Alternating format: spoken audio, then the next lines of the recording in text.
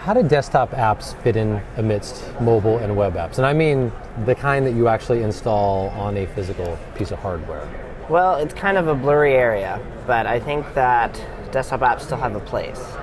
They can do things that web apps can't do. They're obviously running on faster hardware. You've got a mouse and a keyboard. It's a different experience. But at the same time, I think mobile devices, tablets and smartphones, are going to take most of what people have traditionally done with desktop computers. Probably 90% of the market. So wow. Which, I mean, slice. It's good. It's inevitable in some sense. It's good because it actually meets the needs of most people better than a desktop computer when you get rid of the exposed file system, when you have a more curated experience. But I'm also interested in that 10%, because quite frankly, I'm in that 10%. Sure. And I don't want desktop computers to go away. Right. And when I say desktop, I mean desktop and laptop and sure. pretty much anything with an open file system. Okay. Doesn't have to be a giant tower, is what you're saying. Right. Okay. So, yeah, I think there's potential there, and I hope that we can explore that. I think that, and maybe desktops are now freed because if 90% of people are using mobile, then desktops can focus on the 10% and we can actually have some new innovative stuff. Because desktops haven't really changed in the last 10 to 15 years. Right. In the core metaphors. So if they are for power users, then they can be built for power users, basically. Yes, exactly. And along those lines, I mean, how do you think the desktop apps are going to need to adapt? Is that going to manifest in the UI? Is it going to manifest in speed?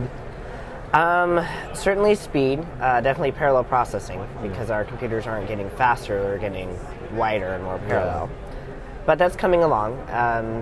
There's new toolkits to make it easier to write parallel apps. The interface, I think, is the key. I'm not saying that a power interface has to be hard to use, where you have to open up your PC magazine and look at all the keyboard shortcuts. It doesn't have to be a command line. No, because power users want usability too. We want to be efficient, but we're willing to spend more time investing in our tools because they are very much our tools. So I think we can have interfaces which are deeper. I hesitate to mention something like Photoshop because their interface has accumulated cruft over 20 years. But that is an example of a very deep interface that people invest a lot of time learning. So I think there's a market for that, but I want the interfaces to be better. And I think there's a lot we could actually learn from the mobile side and some consumer apps to make the interfaces richer and deeper and more customizable. If this is a tool, we think traditionally like a craftsman would have their perfect tools, which they didn't buy off the shelf. They either made themselves or customized. I think that should be the same for our tools. So intentional depth, like depth built in from the beginning, is that kind of the thinking? Yeah. Instead of accumulated, right? Yeah. Adobe doesn't really have the luxury of that. In a few cases, they have kind of started over, like InDesign. I think it shows that they've been able to do a better job. Yeah. So I'm thinking, like a good example is iTunes. While it is meant for consumers, there's one thing I love about the interface, which is they said, let's get rid of the file system because it just doesn't scale. We'll give you a long list of all your songs and stuff, but then let you create albums, which are subsections, and then they added smart albums, which is essentially a saved query. So my iTunes will look different than my wife's iTunes because I've created these kind of smart queries. Okay. Now that's a very simple form of it, but now imagine if Photoshop had something like that, where all of your assets, your symbols, your palettes could be stored in these sort of saved queries and perhaps shared automatically through the web to other Photoshop experts. Right. So.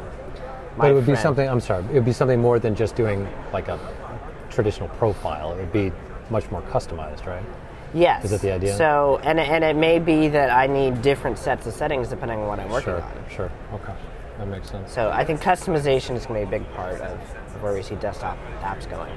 Do you think that the current major players in that space are going to be the major players, say, 5 years from now? I'm not sure. It's hard to to unseat an incumbent, but at the same time, both Microsoft and Apple are clearly moving in the mobile direction because that's where the money is and the volume is. So I think this might actually be an opportunity for the desktop Linux people. Rather than trying to make the general purpose desktop interface, make something that is for the power users. Right. Then it doesn't mean that we still configure everything with ProScripts. Sure. But there's a definite market who is willing to invest in an alternative. So go after that market. Interesting. Now, last question for you, and switching gears a little bit. You had a tutorial here, or a workshop here at OSCON on HTML5 Canvas. How do you see Canvas evolving, and what types of applications do you anticipate it's going to yield? Canvas, I love Canvas because it's a very open-ended API. You know, it's 2D graphics and now 3D. You're not limited to just the rectangles that the DOM provides. If anything you can code up, you can render, and it keeps getting faster and faster. At the same time, it's still always going to be limited relative to what desktop APIs can do. So there's definitely a balance there. Fortunately, it's an open standard that everyone seems to have embraced. Apple's done a very good implementation on iOS 5. It's all hardware accelerated. So there's a lot of things that I would have to write with native code that I can now do with Canvas and make it portable, unlike the native code solution.